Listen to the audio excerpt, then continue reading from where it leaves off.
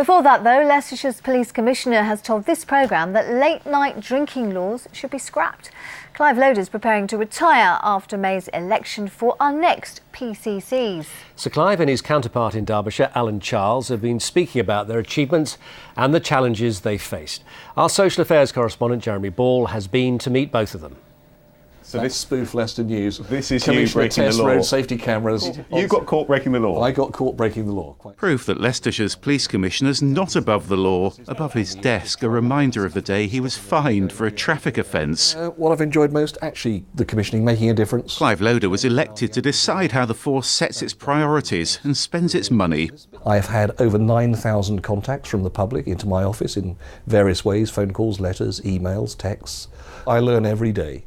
What's been the most difficult? Sometimes to drive through things that are not innately popular with the public, but to explain to them why they should happen.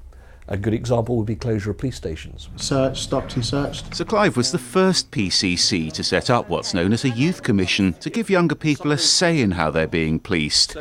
And his top priority, tackling drunken violence in Leicester city centre. I'm appalled that the very people who are helping those who've had too much to drink, they assault them.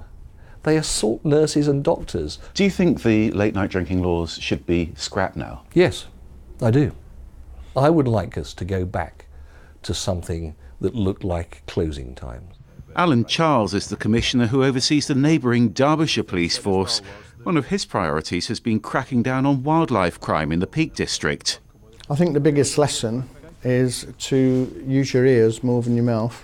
I've listened to what people have said is important to them in regard to policing, their everyday safety, quality of life, and I reflect that back into the police and crime plan. And what difference have you made personally to the policing service that people get in Derbyshire? I've given grants from money that we seize from criminals to actually improve local communities, but on areas like parking, speeding, which impact on people's lives, Derbyshire Police are now dealing with those. But keeping Derbyshire safe means thinking out of the box.